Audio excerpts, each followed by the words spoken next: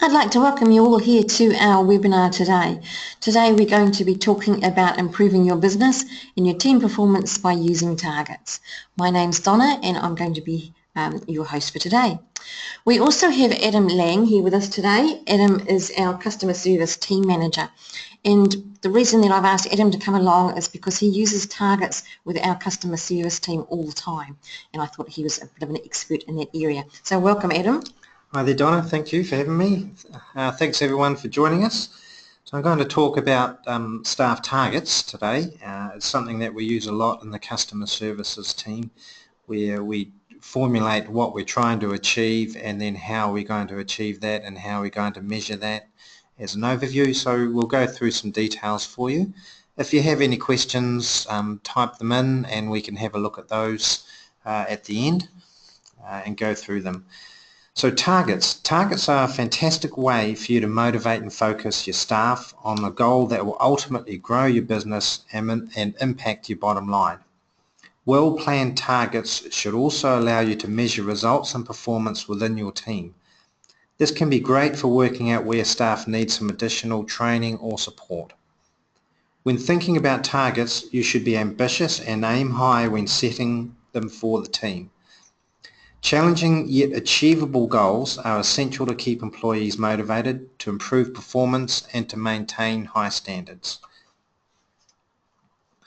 Look at the current levels of performance and identify ways of improving the skills and knowledge of staff. You need to ensure any targets set are in line with your business goals.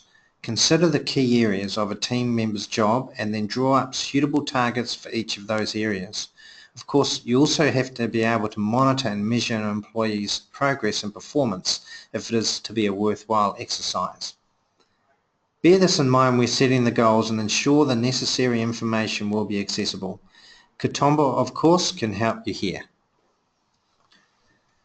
So you can divide the tasks evenly. When setting targets for the whole team, think about the contribution each team member must make and how these contributions can be measured. Try to divide the tasks evenly so that if one person misses the target but everyone else achieves it, there's still a good chance that the team overall will achieve the aim that you've set out.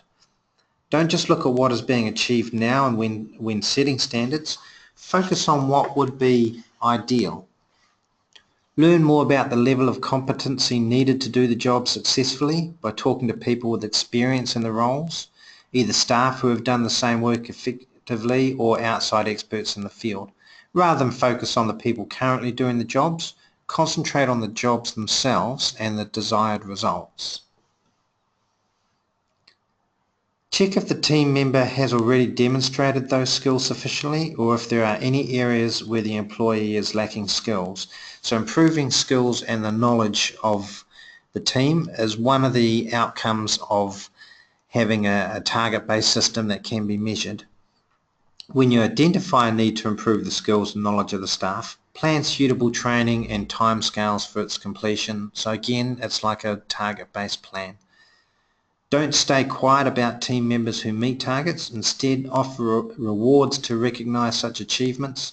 This can motivate others to strive for even greater success in the future. Remember too that rewards do not need to take the form of big financial prizes.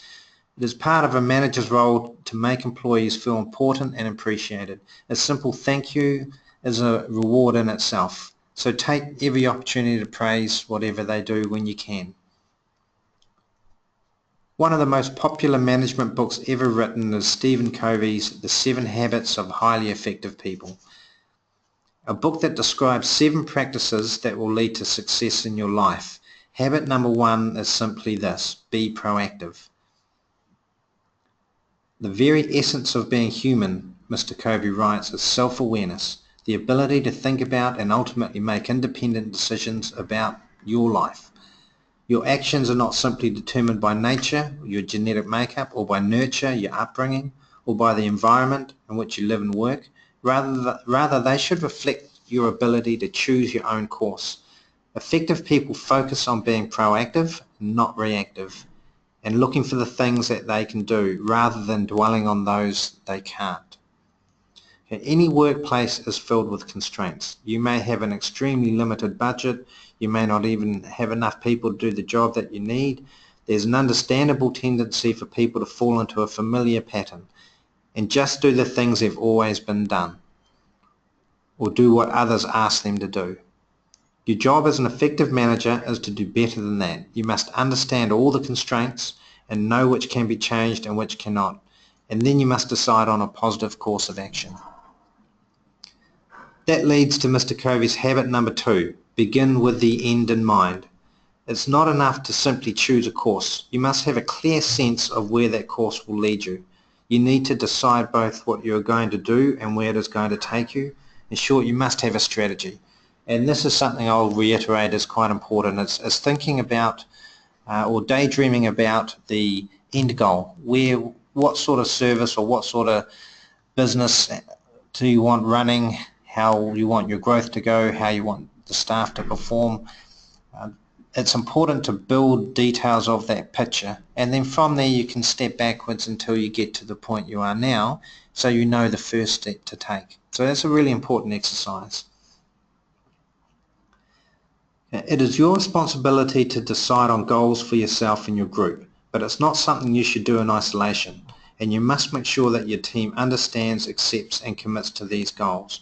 The more you can involve your employees in setting goals for themselves and the group, the more committed to those goals they are likely to be, and that's something I've seen time and time again. So that's a really good point to take note of. We recommend that you write down the goals for your team. You can keep track of these targets in Katoomba, and we can show you how to do these next week's webinars. We'll be covering that in detail for you.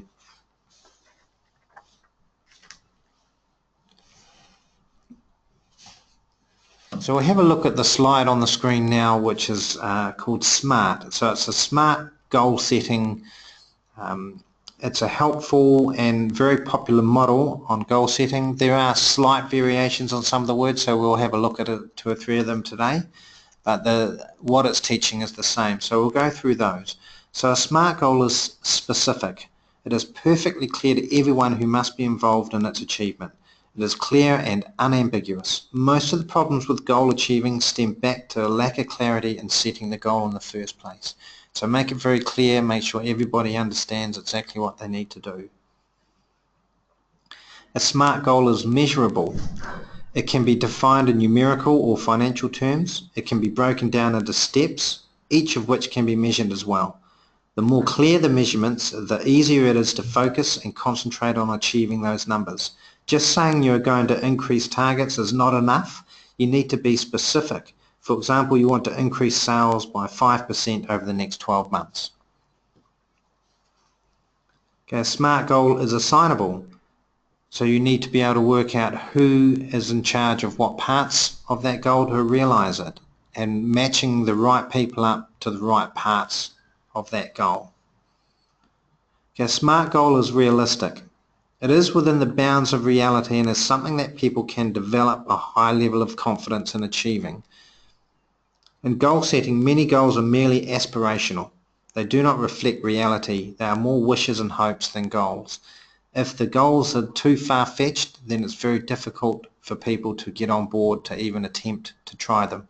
So smaller incremental steps yield better results in the long term. A SMART goal is time-bound. When you have specific schedules for the attainment of each part of the goal and the completion of each part of the task, it is much easier for people to achieve the goal on schedule.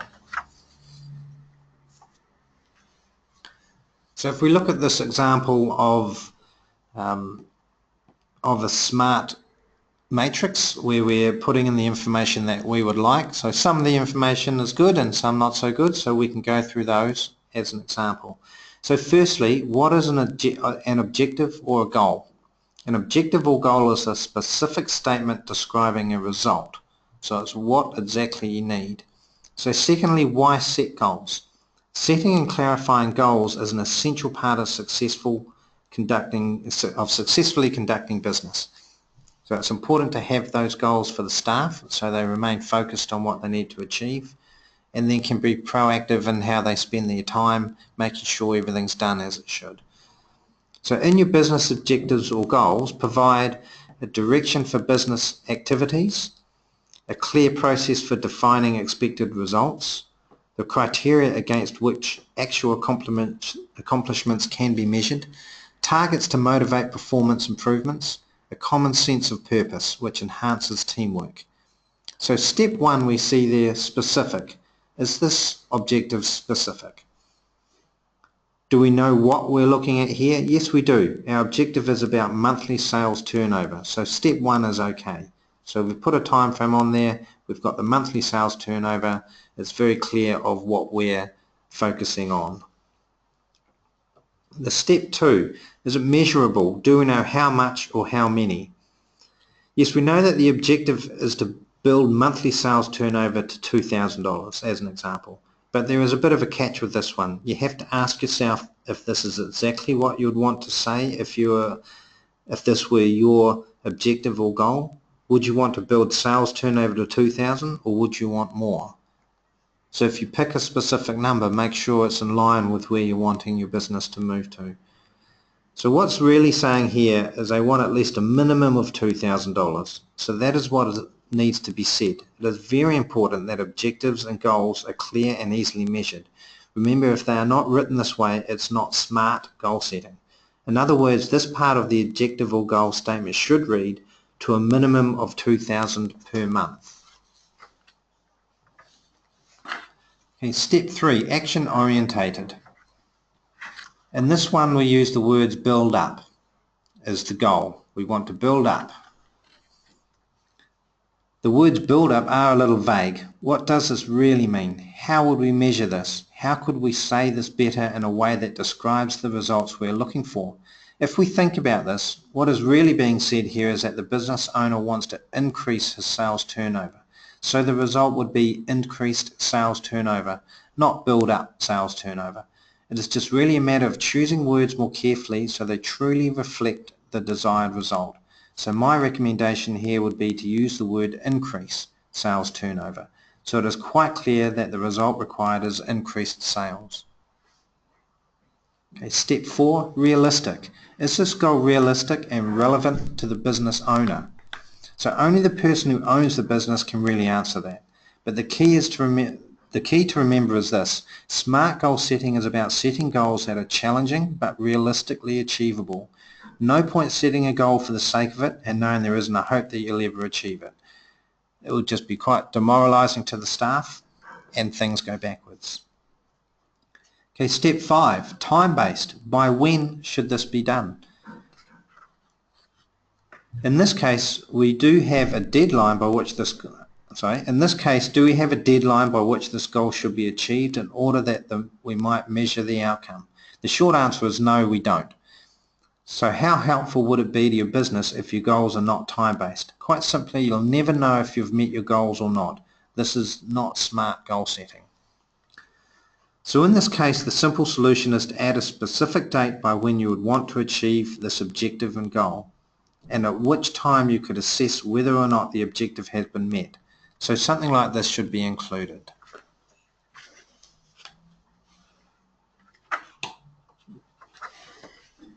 Okay, so working with targets is a great way for you to motivate, inspire and empower your team.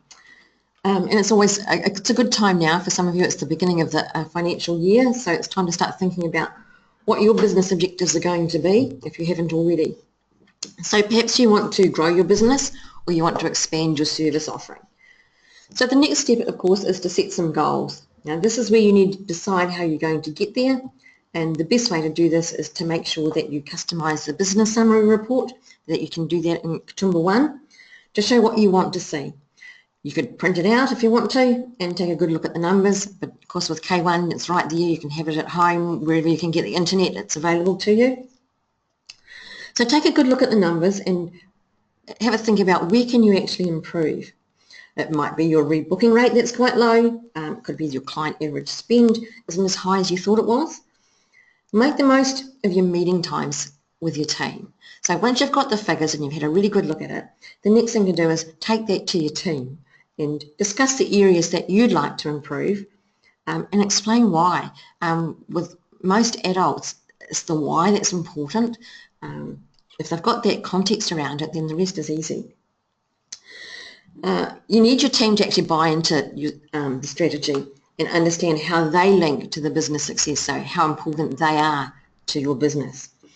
You also need to discuss how to get them involved.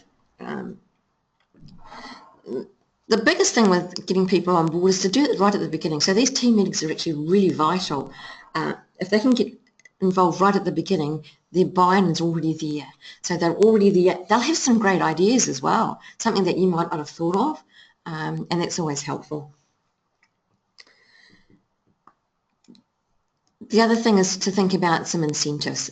People work so much better with incentives, and Adam mentioned that sometimes a thank you is all it needs, but for some people they need a little bit more than that. For me, if I was thinking about the incentives that I get for my role, what's important to me is I'm doing my house up at the moment, and so money's important to me. But for somebody else, it might not be that. They might not be driven by financial stuff. So it could be a movie ticket. It could be a bottle of wine or something like that. So the important thing there is to actually get to know your team, what really drives them, what makes them tick, and then you can go from there and tailor the incentives to that particular person if you can. The other thing to do is to set some one-on-one meetings and use the time to talk with your staff about how they're motivated, like I've said. What do they want to see are their personal targets? Let them think about what their targets should be. You've got your overall business ones, and all of their personal ones will come in underneath that. But if they help set the target, then the chances are they're going to be more motivated to achieve that.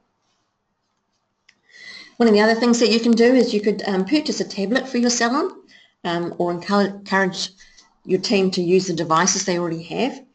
And of course you can get that set up through K1 so that they only see their information. They're not going to see any business information you don't want them to. They can start using client photos as well, and they can also access their daily appointments, and that's going to help keep them on track for what's happening during the day. The other thing is, of course, is that they can see their targets once you've got them set up on Katoomba One. And as Adam said, I'm going to be taking you through that next week in detail about how to set it up and what you have to think about it and what you're looking at for the numbers. But getting them used to using the device and seeing things there, it's going to keep them motivated, especially if you've got some young ones in your salon or spa. They're used to using these devices, so make the most of that. I know if I think about my daughters, they spend their life on their cell phones. So why not turn that into a tool that's going to help them achieve your goal? If you have a catch-up meeting every morning, then let your team know that you're going to be adding some time into that little meeting where they can tell about how they're progressing. So it constantly keeps it in their mind that actually I'm aiming for something, and that's going to be helpful for you as well. With a team behind you and working with you to achieve the targets, you're not just covering your cost, but you're going to be running into a healthy profit. If your team achieve their targets, then that's where their commission or their incentive or bonus is going to come into it. If the business grows, then their commission and their bonuses will grow as well. So it works for everybody. Everybody here is going to be a winner. Okay, so Adam, I'm going to just ask now, if there's any questions from our audience, if they could pop those in now would be great. But I'm going to, Adam, if you could just summarise what we've been through. Yeah. Okay, so defining winning can be a major factor in motivating employees. For a person to win, they have to know where the finish line is. They have to know how you define winning, how exactly, or has to know exactly what he has to do to complete the task and cross the finish line. The smaller and tighter the increments, the easier it is for other people to feel like a winner. Each time that the staff member achieves a mini goal, he or she feels like a mini winner. It is your responsibility to help the employees see that they are using proper goal setting techniques and setting reasonable milestones for them to achieve. So motivating employees with successful experiences. For a person to feel like a winner, they must succeed at the task. They must achieve the goal, they must accomplish the responsibility and get the result that they've been asked for. Not only is it the job of the manager to be consistently motivating employees, but doing so by helping each person to have successful experiences. If a person has been given a job that is too much for them, the job of the manager is to adjust the job, assign parts of it to someone else and make it more manageable for the employee. The focus is always on making sure that whatever job the person has, they are capable of doing it successfully sooner or later. The best way for motivating employees who are new is to give them a series of small jobs clearly within their experience and ability. Individual recognition. Everybody needs to be recognised for their individual accomplishments by the people around them, and especially above them. Since your team members are intrinsically motivated, it is the anticipation of the recognition they will receive for the completion of the task that motivates them internally to go that extra mile. A good tactic for motivating employees is to give positive recognition for an accomplishment, which raises a person's self-esteem, improves their self-image and motivates them to even more and better in the future. And finally, provide rewards. This is the icing on the cake. You can only get by with praise and recognition for a task completion for a limited amount of time. At some point, you must give some kind of reward to acknowledge superior results. Along with motivating employees, if there are no rewards following extra efforts, people lose their enthusiasm and conclude internally, what's the use? Rewards, however, can be tangible or intangible. A tangible reward is material or financial in some way. It may be a briefcase or a gift certificate. It may be a bonus or a pay increase. These rewards are great for motivating employees and act as a continuous spur for better performance. Rewards can also be intangible. An intangible reward can be something as simple as taking the person out to lunch to celebrate their success, bigger office desk, it could be a new office chair or a new computer. I learned that the best financial reward for motivating employees is a specific bonus tied to completion to a specific task. If it is a one-time affair, it is not a permanent pay increase that goes on month after month. Short-term rewards for bonuses are just as motivating as long-term pay increases. Another intangible reward is time off. When one of my staff members does a great job on a project, I tell them in advance that they need to not come in on the Friday or take a half a day. I always give them time to plan their day out in advance rather than telling them at the last minute. So they're just different options to get you to think about what sort of rewards that might be useful for your team. Cool. Thanks, Adam. Now we have got a couple of questions here, and I'm actually going to cover these particular questions next week in our webinar. So I'm actually going to send an email out to, we've got Sonia and, well, in fact it's two questions from Sonia. So I'll be flicking an email out to you, Sonia, but please come along to next week's webinar if you can, or at least register so we can send you the recording, because we will be covering those questions next week when we talk in a lot more detail about what you have to think about when you're setting targets in Katoomba for your staff. Okay, so hopefully you can make it. If not, please make sure you register and we can send you the recording. Okay, so it looks like our time is almost up there, Adam, so thank you very much for joining us today. Oh, you're welcome. Thank you. Okay, and I'm hoping to convince Adam to come along for some other topics as we go through this year. Meanwhile, thank you very much for joining us. It's been great to have you with us. Have a fantastic rest of the day, and I look forward to catching up with you again next week. Thank Bye you. from us. Goodbye.